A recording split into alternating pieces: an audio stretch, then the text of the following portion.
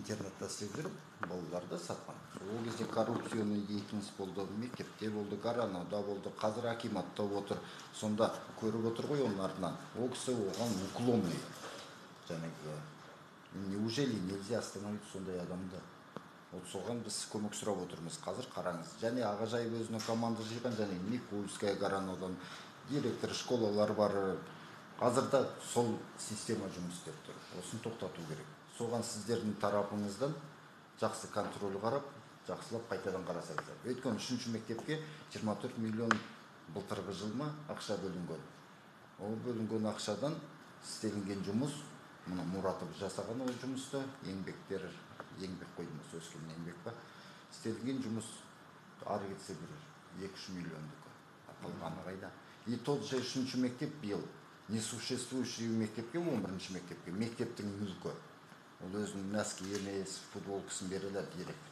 Но мектептің собственный кітабын почему без указания басқа мектепке беріледі, мысалы үшін. Ондай факты болған, міне видео бар, мен өзім ұстаған.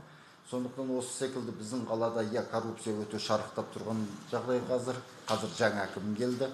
Сондықтан барлық істеліп жатқан жұмыстарды, жәнегі тендерный жұмыстар бар, мысалы үшін проекті бойынша. Оның ішінде Тумашинин Лукбек бар, парламенттің депутаты. Почему-то незаменимый осы Лукбек больницанда сол істейді, мектепте де сол істейді, но бәр жерде косяк за косяком. Қазір больницаның жұмысы тоқтағай тұр, мысалы үшін. Ол да және коррупцияға кептіреді. Лукбектің істеген жұмысы Бұқтарменский көпір. Оны білесіздер, ол тоқтады. Лукбектің істегені және Берельский Кургандағы стеклянный және мавзолей. Қазір туристерді кіргізуге болмайды, аварийный. Сонда бұл секілді кісілер почему-то ары қарай қозғала береді, но жұмыста жүрмейді. Қазір жаңа мектеп 600 орындық тағы Лукбек. Неткен көп Лукбек өзі. Сондықтан осы жұмыстардың барлығын қарау керек. Оның мандаты бар, оның депутаты бар, оның танысы бар, оның Ахметовы бар, Мұратовы бар. Бірақ енді осыларға когда-нибудь бір рушник табылатын шығар. Ал Ағажайыба, мысалы үшін, және Никольская, және біздегі Аманат партиясының кім еді анау? Титарева, 3-ші мектептің директоры, жәнегі БТК-ва. Бұлар жүрген жер чисто міне Мироненко. Ішкі саясатта, қазақша бір ауыз сөз білмейтін Мироненко деген отыр. Ішкі саясат арқылы әртүрлі шаралар жүргізіледі, әртүрлі спонсорский ақша келеді. Бірақ сол шара, сол бөлінген ақшаға сәйкес істелінбейді. Оны біз енді соқыр емеспіз ғой, мен ғана айтып отырғаным жоқ, бүкіл халық айтып отыр. Осының бәріне, жәнегі Дом дружбаға, ассамблеяға бөлінген ақшаның бәрі через Мироненко арқылы кетеді. Осының бәріне жесткий контроль керек. Одан кейін мында ел үшін, қазақ үшін деп жұмыс істеп отырған оқу орталығы бар. Оқу орталығына жәнегі Титарева, жәнегі Ағажайыбалардың заказы бойынша осы жолы келіп, бір ревизионный комиссия келді. Чаншылмайтын нәрсеге чаншылады, көз бақырайды, міне көзіңе көрініп тұрған нәрсені істемейді. Мысалы үшін площадьқа 931 миллион ақша бөлінді. 931 миллион ақша бөлінетін площадьқа немене бомба түсіп па, Украинаның площадь секілді. Міне видеосы бар бізде. Площадьтан шыққан жәнегі брусчатка жәнегі нелер бордюрлар. Бәрі ЖКХ-ның қарамағында әркім өз үйіне тасып әкетті. Неужели сол ескі брусчаткаларды біздің садикке балалар заводың үстінде жүреді, лужа постоянно. Сол жерге тротуар жасауға болатын. Сондықтан мына жерде дұрыстап отырып кіріссеңіздер, бұрын білемін, Антикорда бізде отделение болды, Мықтыбаев, Қуаныш Ғазизов аман болды. Олар енді жұмыс істеп, кішкене жұмыстар жасайтын. Енді қазір ол жерде отдел жоқ сіздерде? Ол жоқ болғандықтан, шынын айтқанда мына жер таза бардак болды. Біз мына жерде өз қаламызда кішкене бөлінсін, істесін, кішкене өркендеген көруіміз керек қой. Мынандай үлкен суммалар бөлінеді, біз бірақ нәтиже көріп тұрғанымыз жоқ бізде. Одан ешқандай развитие көріп тұрғанымыз жоқ. Қай структураға барма, бәрі жәнегі ақшаның төңірегінде ғана болды. Сондықтан осының бәріне барлық бюджеттік саладағының бәріне контроль жіберіңіздер, барлық қағаздарын тексертіңіздер.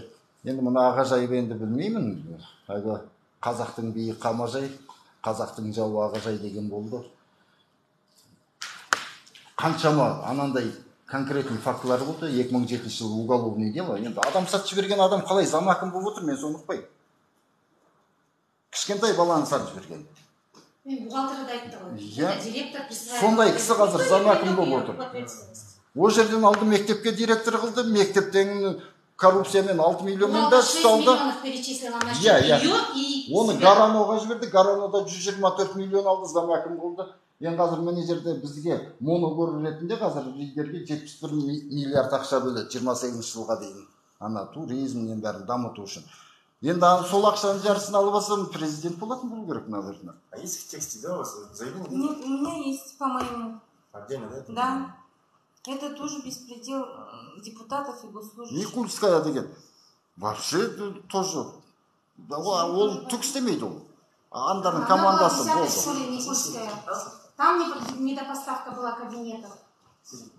Енді 11-ші мектеп, новый мектеп, және Тумашин Лухбек салған. Ішіндегі сертификациясы жоқ, до сих пор лицензиясы жоқ мектеп, несуществующий мектеп. Бір жыл сабақ берді. 9-шы класстың қазақтың балалары әлі аттестат алған жоқ.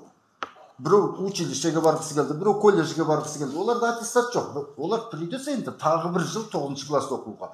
Лицензия алынбаған себебі немене? Біріншіден кітап болмаған, бөлінген ақшалар жоқ. Екіншіден жәнегі жетпеген көп дүние болған, жәнегі интерактивный доска дейді, олардың бәрінде сертификат болмаған, барлығы қазір заманауи несіне байланысты сертификаттар болу керек. Бәрі китайский дешевыйды алған, оны ДКСУ, департамент сферы качества образования, оны соқыр емес қой, оны жібермей отыр. Бір жыл сондай несуществующий мектепте бізде список бар, қаншама мұғалім жұмыс істеді. Олардың бәрі 3-3 мектеп қайда? Сол арқылы зарплат алған. Орыс класстары сол арқылы аттестат алды. Қазақ балалары забартомға қойды. Және қазақтың мұғалімдары бәрі. Сонда ол жерде сол мектептің обслуживаниясына 3 миллиард па ақша бөлінді. Годовой лимит 3 миллиарда. Енді сонда есепте мектеп не полный? 600 орындық балада 300 бала оқыған. 47% наполняемость. 300 бала оқыды. Ана ұшама мұғалым ұстады. Оған ана басқан несуществующий мектепке, опять же, қыстай ана 3-ші мектептің автобусын беріп балалар тасытты. Если ничего не существует, түс секілді ғой, сен түс көрдің, ояндың, ол жоқ мысал үшін. Сондайға қалай біз мемлекеттің дүниесі, мемлекеттің техникасы, мемлекеттің кітабын әншейін қарап тұрып береміз, қалай оларға ақша төлейміз. Способствуете этому, вы не пресекаете. Енді ана мұғалымдар, получается, барлығы қалай зарплат алған, мен түсінбеймін. Ол мұғалымдардың зарплаты қазір аз емес, мысал үшін 300, 400, 500 енді сондай. Лицензия жоқ. Сол құршам ақшаны қалай несуществующий жерде. А вы обращались, да, письменно к нам?